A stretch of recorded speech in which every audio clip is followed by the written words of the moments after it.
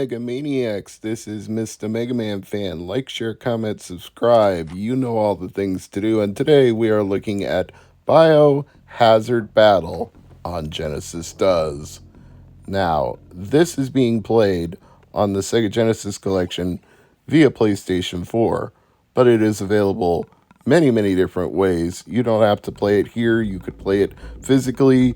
You could play it on Steam. There's even reportedly an X68000 port that's never been released. It's locked away in the archives somewhere. Maybe one of these days somebody like Limited Run will get them to fish it out and release it. But the game was developed and published by Sega, with music composed by Kenichiro Isuda, credited as KNU in the game according to Wikipedia. And there was also a Microsoft Windows release of this in 2010. So yes, no shortage of ways to play Biohazard Battle. The premise here is compared to, well, Sid Meets Terraforming, which is a much more expensive game, but I can see why the comparison is drawn because they're both kind of a mixture of futuristic and organic and cyber-inspired, kind of that organic life mixed with technology feel. I think you could compare it to Aeon Flux if you wanted to, maybe Blade Runner, whatever works for you. It's got a very distinctive feel, and you appear to be playing as either mammalian or insectoid creatures that can travel through outer space and through the earth and all sorts of different environments without any hassle to their bodies. I guess if you're going to fight a biohazard battle, you'd have to be equipped to go from space to an atmosphere without much effort. And my favorite of all four of these is the one that kind of looks like a dolphin wearing a helmet, but they all have different abilities depending on which one you select. Some move faster, some have different weapons. I don't notice those differences so much myself during gameplay. I'm taking their word for it, but the shoot 'em up action is so fast and frantic that I have to just fight to survive as best I can. There are literally things coming at you from every direction. Thankfully, you've got a secondary targeting reticule that circles around you and is very helpful when it gets loaded with an optional weapon that you pick up. One of them looks like a ring of O's, and each time you pick up the yellow capsule for it, it gets a little bit bigger and a little bit stronger, so it might be my preferred weapon of the entire set of possibilities. I haven't found that changing the difficulty here makes much difference, though. It still seems to play exactly the same way. Just like, to me, whichever one of these four different bioweapons I select seems to play the same way. It doesn't make much difference to me because it's just a fight for survival. And the only thing that does make a difference is that sometimes you can just get powered up enough to survive for a little bit longer. You get one of your weapons maxed out and you're doing pretty good damage, and then something flies into you from behind that you didn't see, and it's game over, man, game over.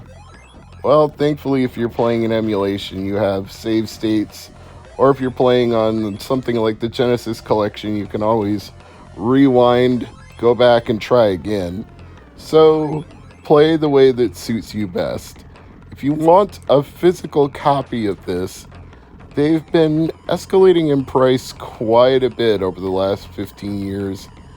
It was sub $10 for a really long time, but loose copies as of the present day and age go for $23, and complete in-box copies go for $60, so it's certainly not the most expensive of Sega Genesis games we've talked about on Genesis Does, but it's nowhere near the bottom end either. And unless the bear market causes the price of collectibles to drop like it has everything else, it might stay up there for a while. We'll just have to see, but I guess you could look at it this way.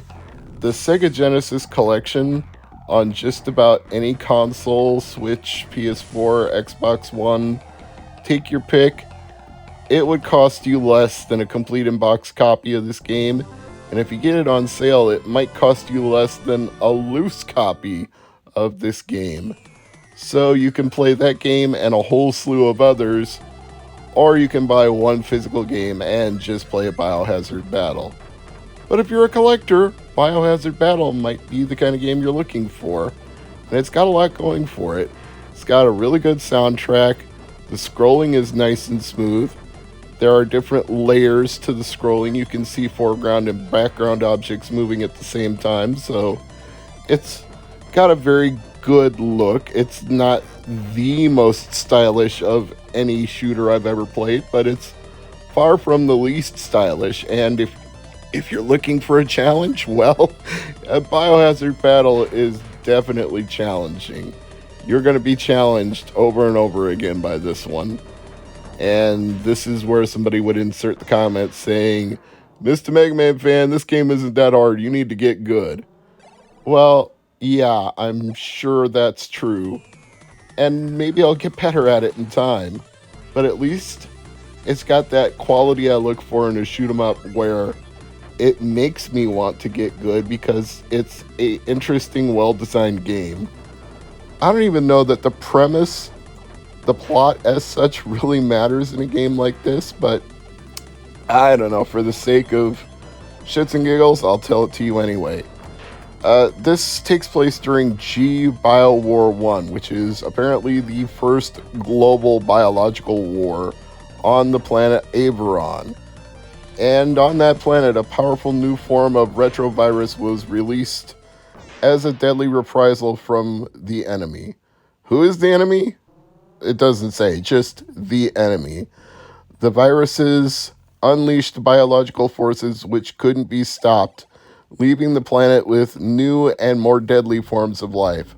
So apparently the enemy released this biological weapon, and it did so much damage that it hurt them as well as the people they were trying to hurt. Now, that sounds like a pretty typical premise for a sci-fi show, doesn't it? I can think of several Star Trek episodes like that. Original, Next Generation, Enterprise. I imagine Deep Space Nine and Voyager had those as well. It's like anytime one alien race tries to wipe out another alien race, it usually backfires horribly on them, which you can read as analogies written at large in outer space for the very conflicts that go on our planet Earth today. And I'm sure you can say the same for the plot of Biohazard Battle as well. Anyway, only a few survivors of this new biological terror remain in suspended animation, and the purpose of it is to keep them alive until Averon is habitable again, although with these bioweapons roaming around, who knows when it would ever be. And the crew is sealed in organic ships known as the Bio Warriors, but the onboard computer for those cryo systems woke them up and claims that conditions on Averon are hostile but livable. So I guess you were supposed to fight off all these things to set up a new colony for the survivors so you can live. And I won't spoil the ending if you can get that far in the 8 levels of this game, but that's what it's all about, trying to fulfill that goal. So your battle, your Biohazard Battle, is for the fate of the existence of you and everyone you know. So dare you take the challenge? Do you want to fight this hazardous battle? I would say yes. It's a fun game. Got a really kicking ass soundtrack, and I don't see anything wrong with it other than the high price that it fetches. But since you've got options other than paying for a physical copy, explore those options and see if Biohazard Battle is right for you. I'm Mr. MegaManFan, this is Genesis Does, and as always, thank you for watching. Oh, and one more note, if you want to follow me on social media, I'm on Twitter at Mr. MegaManFan, MrMegaManFan. Mr. MegaManFan, not Mista with an AH, like the name of the YouTube channel. That's all. Goodbye. Thanks for watching. See you again next time.